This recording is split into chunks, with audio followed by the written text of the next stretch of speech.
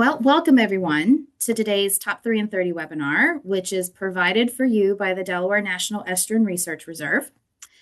Our reserve is managed by DNREC's Division of Climate, Coastal, and Energy, and we're part of a national network of reserves that are funded by NOAA. My name is Lynn Pusey, and I'm the Training and Engagement Coordinator for the Reserve's Coastal Training Program. Today's webinar that we have for you is Reforestation for Green Spaces.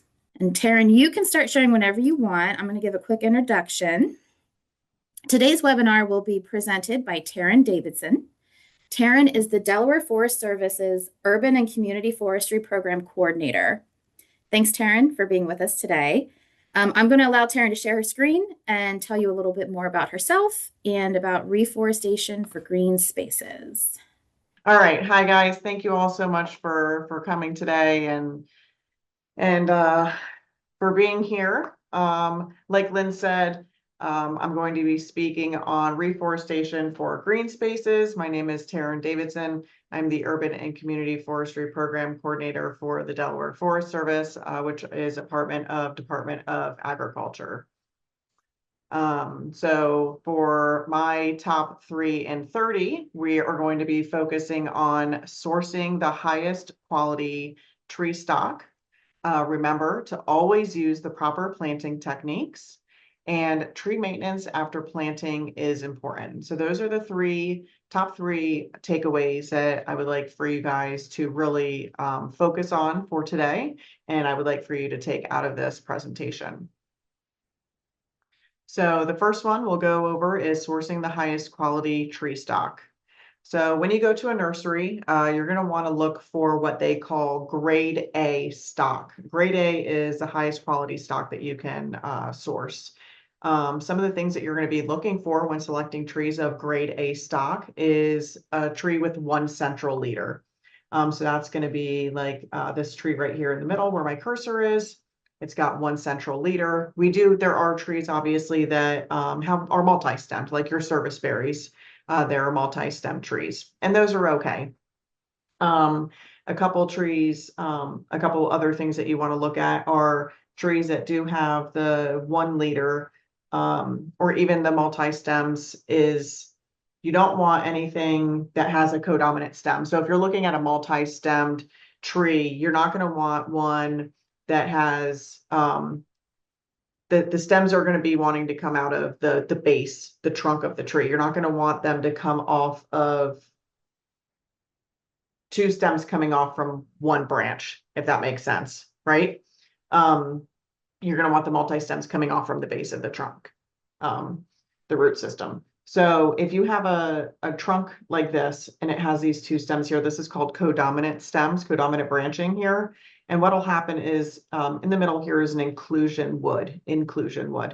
And sometimes this inclusion wood is not secure very well. And what can happen is this can break. And as you see with this tree here, it is already starting to break down the middle here, and it'll eventually break in half. So the tree will end up splitting. You see this a lot in Bradford pear trees. They don't have very well inclusion wood. That's one thing you have to look at with codominant stems. They're just not very structurally sound trees. Another thing to look at too is poor branching structure. So if you look over here in the bottom left picture, you can see these 2 small branches are rubbing together.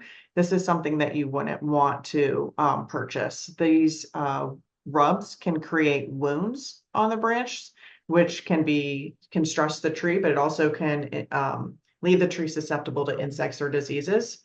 And you'll also notice that there's some dead wood here from these pruning cuts as well. So you're not going to really want anything that has any dead wood in it either. All of those are primary stressors for trees. Another thing is good root structure. So if you were to take the tree out of the pot at the nursery and take a look at the root structure, you don't want to see anything like this over here in the far left picture. These are what is called girdling roots. If you were to take the tree out of the pot like this and put it in the hole, even if the hole is twice the size of the root ball, the trees will end up dying.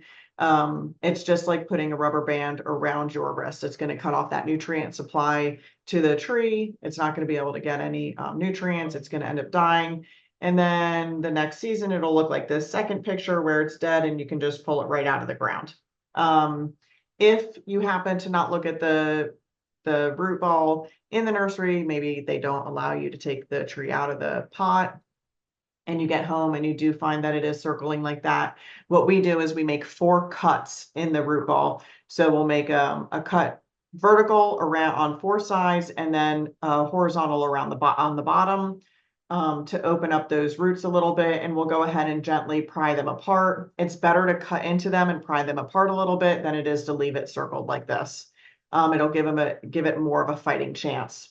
Sometimes you'll see in this far right picture where there's not really that many roots. And this is kind of what you want to see. You definitely want it to be more like this, or just none really circling at all. We still use this and pull it apart a little bit just to get them freshly pulled apart. We'll massage the ball a little bit. That way the roots can push through those first few inches of soft soil and then be able to secure itself to reach and push through the compacted soil once it gets stabilized. So that's another thing to look for when picking out a tree. Another one is you don't want to select trees with any poor pruning cuts or flush cuts or branch stubs. This would be considered a branch stub, this bottom left picture here, but this is also a picture of a broken branch. So this one wasn't pruned off, it was simply broken. This one should have been actually pruned to remove the broken part. So what would happen is when you leave a broken branch like this, it is susceptible to insects and diseases to get in. You'll want to make sure that that's pruned off so that way the branch can seal itself properly, so that it's not susceptible to insects or diseases. This tree on your right-hand side, you can see it's been flush cut over in this area here where my cursor is, again, adjacent to it over on this side. It also has some spray painting on there, which is what practices were years and years ago, which we do not recommend now. No spray painting, no concrete, nothing to seal that wound. The tree will do that by itself. It has compartmentalization is what it's called, and it has properties where the tree is actually able to do that by itself when it's pruned properly. So you want to make sure that any pruning cuts are done correctly, which we'll go into next. So proper pruning cuts. So there's a few different things on the tree that I want to point out. There's a couple different pictures. This one might be a little bit harder to see just because of the background. So it's also up here too, and I'll use my cursor to go back and forth. What you have here is the branch bark ridge. So over in this bottom left-hand corner, you can kind of see a little raised bumps right here where my cursor is. Up here in the top right, it's this indentation here that it's pointing to on the left. And on the right, I think the left is a deciduous tree and on the right is a conifer tree. So you see that branch bark ridge. It's just a raised area where the branch meets the trunk. It's composed of rough raised bark formed at the union where the branch meets the parent stem. And then you have the branch collar, which is at the bottom. It's the swollen area of the trunk tissue that forms around the base of the branch. So you can see that down here on the bottom left, and then also up here on the top right, around this area here. And then also on the conifer on the right-hand side where this swollen part is, where my cursor is. And then you have the types of cuts. So if on the top right side, there's this branch here is a lot smaller than the branch on the far right. So you would use pruners. There's different tools to cut different size branches. Make sure you're using the right cutting tool. This would be one simple cut. You do a 45-degree angle. You do not want to cut into the branch bark ridge or the branch collar. Those two together form the branch protection zone, which is down here at the bottom middle. And that's that area contains specialized compounds that assist in the wound sealing, which is what I was explaining on the other screen. So you don't want to cut into that area. If you cut past the branch ridge or the branch collar, you're actually cutting into the tree. So if you were to make your cut past this red dotted line into this area, it's actually cutting into the trunk of the tree, which now you're compromising the trunk, which can lead to insects, diseases. And it's actually not going to be able to, the tree won't be able to seal itself properly. So it's always a 45-degree angle cut. If you're making one cut, you just cut straight down at a 45-degree angle. If it's a bigger branch, you would make 3 cuts. Your first cut is an undercut about a foot or 2 out from the branch. This is to prevent any peeling back from the weight of the branch falling. And then your second cut is to cut the branch off, and then you make your third and final cut right at that branch collar. And then this is what a proper pruning cut looks like on your bottom right here. So you have your 45-degree angle cut. This would have been used using the 3-cut method. Here's your branch bark ridge, and here's your branch collar here. You can see the swollen area there. So this is a correct pruning cut. Another thing you want to look for in the nurseries, you want to make sure that there's no wounds on the trunks or branches. This can indicate if the trees were around any machinery, any that may have hit the trunk, any branches that had rubbed together. Nurseries tend to grow trees sometimes that are close together. Sometimes branches rub against each other. With machines going through the rows of the trees, they might hit one another. A lot of nurseries are very careful with that, but there's always mistakes. Sometimes the trees are brought in from other nurseries and just held here in state. So it could be, something that happened in another nursery as well. You just want to make sure that there's nothing like that. No wounds on the trunks or the branches. Like I said, it's just the primary stressor for these trees. It can lead it to insects and diseases. It's just not something you want. The stability, the security, and the structure of the tree is just not sound after that, and it can decline pretty quickly. Some insects that you want to watch out for. You don't really want to, purchase a tree that already has any insects or diseases on it. Like I said, that's your secondary stressor, which means the tree is already stressed enough to be able to be inundated with insects and diseases. If the tree is healthy already, any insects or diseases that try to penetrate the tree has a defense mechanism that's able to push that out. So it won't allow it to come in. But if it's already stressed, it's just not able to heal. So like say your body's run down and there's a flu going around. If your body's already run down, you're more likely to get sick, right? It's the same with a tree. So watch for scale, any raised bumps that are on a tree that don't look right. That's scale or aphids. Aphids are more of the creepy crawly ones. And then you have sooty mold, which is actually from aphids. So over in the top right picture is the black. This bottom left is a fire blight. And then the bottom right is a leaf blight. Can also be leaf spot or shot hole appearance. There's a few different things that could be going on with that one there. And the last thing I'll say about grade A stock is you also want to make sure that when you're selecting trees from nurseries, if they have a bamboo stick that's holding the tree up, remove it at the nursery if they allow you to do so, which you should be able to, but remove the bamboo stick. The bamboo stick is just there to help the tree grow straight at the nursery. If you remove it and the tree falls over, it's not structurally sound. Don't purchase that one. Go on to the next healthy one that you see and see if that one will stand up by itself. Sometimes the trees can get top heavy and they can lean over. But all in all speaking, the tree should be able to stand up by itself, and whether top heavy or not, it should be able to hold itself straight up. So moving on to our second top 3 and 30. Always remember to always use the proper planting technique. So this is another one that I really want you guys to take away from this presentation today.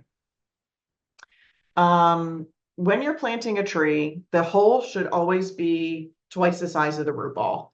When we're planting, we're always digging with augers. I understand a lot of people don't have that option, and you use a shovel. which is why when we do planting events, we always recommend planting with smaller trees. So like your 5-7 gallon, much easier to dig a hole that big than a 15 or 25 gallon tree.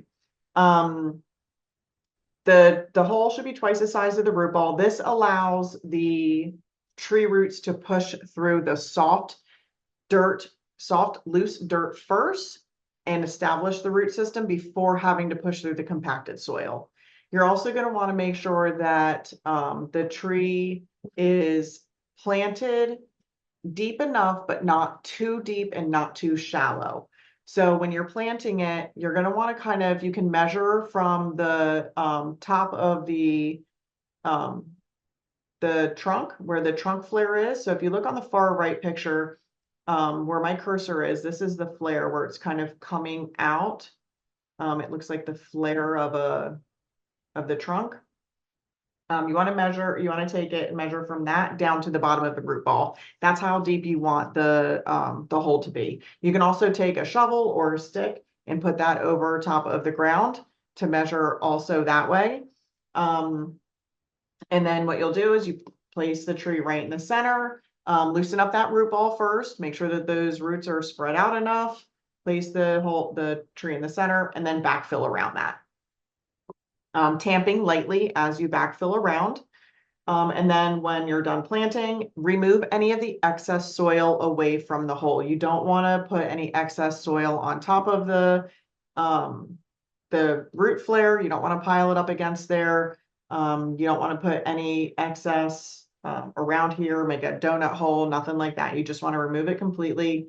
You want to leave that free and clear of soil, debris, grass, so that those roots can breathe.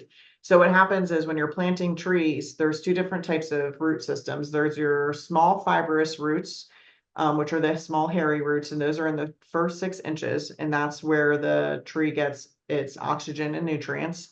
And then there's your structure roots, which are the bigger roots that go into the ground. So when you're, if the complete root system has excess soil, mulch, anything on top of it, it's going to compact the fibrous root system, and it's going to limit the amount of air and water and nutrients that tree is getting, which can stress the tree as well. So what you want to see is you want to see the root flare like this in the left picture, where the trunk flare, I'm sorry. The trunk flare comes out like this, where you can start to see those structure roots going into the ground. That's what you want to see. Over here on the right-hand side, you don't want to see it look like a telephone pole. That means that the tree was planted too deep. On the left here, there are some trees that do have a shallow root system. And this could also be a tree that was planted a little bit too high. This one, it looks like it could just be a shallow root system here. You just have to be careful either way with shallow root systems or trees that are planted too high, because their roots can become injured by lawnmowers, which can create wounds, which can stress the root system, weaken the root system, and that's never good. And then that can stress the entire tree. Also with planting too deep and having that telephone pole look to it, any excess soil around the trunk of the tree can create root decline and root rot and trunk rot. It creates excess moisture. So it's like keeping your hand in bath water for a while. Your hand and fingers get pruny. It's kind of like doing that to the trunk of the tree. So you want to keep all that excess away from the trunk of the tree. Which leads me to proper mulching. So mulching is the same way as keeping excess soil around the tree trunk. A lot of people like to mulch in volcano mulching, which is what we call it. It looks pretty, and a lot of homeowners like it because it looks pretty, but it is one, costly, and two, it's bad for your tree. It's very bad for your tree. So what'll happen is those small fibrous roots that I was talking about that need the oxygen, they'll actually start growing up here towards the top of where the mulch comes out to the trunk, because they're trying to get the oxygen and the nutrients that they need. So you're going to want to not pile your mulch like that. And then if you try to pull it back away to fix it, you'll end up running into that fibrous root system. And you can do that. You just have to be very careful. You don't want to prune anything that's, I think it's a third away from the trunk and a third in diameter of the trunk, because that can stress the tree. The picture on the right here, this is how you want to keep your tree mulched. You want to use about 1 to 3 inches of mulch, spread to the drip line of the tree. So where the leaves come out on both ends of the tree, all the way around in a circle. And you want to keep it about 3 to 4 inches away from the trunk. So that way those fibrous roots can breathe. You're making sure that there's no excess mulch up against that tree trunk or that trunk flare there. All right, so for our last takeaway for this session, tree maintenance after planting is very important. So the first thing you want to do after planting is you want to prune any dead, dying, or diseased branches. Pruning any dead, dying, or diseased branches after planting is very important, and it's very good for the tree. You can prune dead, dying branches any time of the year. You don't have to wait until fall. And it will help the longevity of the tree. So when we were talking before about that one small branch being dead, and it could possibly stress the tree because it allows insects and diseases to get in because it's not being able to seal itself properly because it's not a proper cut. When you're pruning off those dead branches, it allows the proper cut allows for the tree to be able to seal itself correctly. It allows it to create the wound wood it needs to be able to seal itself, which is why pruning the dead out of the tree is very important. We do recommend for mature trees, just prune for specific needs. If it's structural pruning or corrective pruning to take out any rubbing branches, you can do that. We recommend that on a 5 to 10 year cycle. Never prune more than a third of the canopy at one time, and always prune in the fall. The fall is the best time because the tree is getting ready to go into dormancy. So it's captured all of the energy it's needed for the season to keep it through the winter. Why prune? It improves structural strength, maintains health, enhances beauty, and it increases the value of the tree. And then watering. You always want to deeply water your tree after planting. It can go through transplant shock, depending on the species. Some species can get it worse than other species. You want to do long and infrequent waterings versus short and frequent waterings, and 2 to 3 times during the dry season for the first growing season. So if you plant in spring, you want to water all through spring, summer, fall, until the next spring. Rule of thumb is we water about the trees need at least 10 gallons of water per 1-inch diameter per week. When you water, like in this picture on the right hand side, we have our watering apparatus that we use for tree planting events. She just has it laying on the ground right now. She was picking it up and moving it to different areas of the ground. What we'll do is, and it's a gravity fed system, so it's a little bit more difficult. You can't really like stand up high and hold it down. You have to set it down a little bit. So that's why she was picking it up and moving it. But if you have like a hose, you'll want to just hold it at the tree, at the base of the tree, and move it going from the trunk out to the drip line where the leaves are, to ensure and go all the way around the tree, not in just one spot, because then you'll create a water hole in just that one area. You want to make sure the entire root system is getting water, and not just where the tree was planted. You want to go out further because the roots are going to want to seek that water. So if you're watering just in the hole where the tree was planted, the roots are going to want to stay there. If you water outwards, the roots are going to want to grow as the tree is growing. And if you think about it, what you see in the top of the canopy is mimicked underneath. So if you look at the top of a tree, the root system underground looks the same exact way. So you want to make sure that it's getting all those, all the water that it needs all around the tree. We usually water our trees. Our hose, I think, out of our water tank comes out in 5 gallons in 1 minute. So three or 5 gallons in 1 minute. We'll go with three. I think it's three. And so we'll do a tree and we'll do like probably 1 minute for each tree that we have right now at our grow out station. So yes, watering is very important, especially during the dry season. Right now, and I'll explain a little bit more about our grow out station before we break, but at our grow out station, we have trees we're watering two times a week right now to keep them watered during this drought that we're having. It's just very bad. We're just in a very bad drought right now. So that is all I have for the top 3 and 30. Like I said, the 3 things that I really wanted you guys to take away today was sourcing the highest quality of tree stock and what to keep an eye out for. Remember to always use the proper planting techniques, and that tree maintenance after planting is very important. I will take questions. We are going to go to the chats very soon. Before we end there, I did want to put out that we do have a grow out station, like I mentioned. Currently we have 665 trees that have been potted up and ready for their next phase of planting that we do with community volunteer planting events. And then I will open it up for questions. Thanks, Taryn. We're running a little bit short on time. So I do see one question in the chat. I actually had a couple too.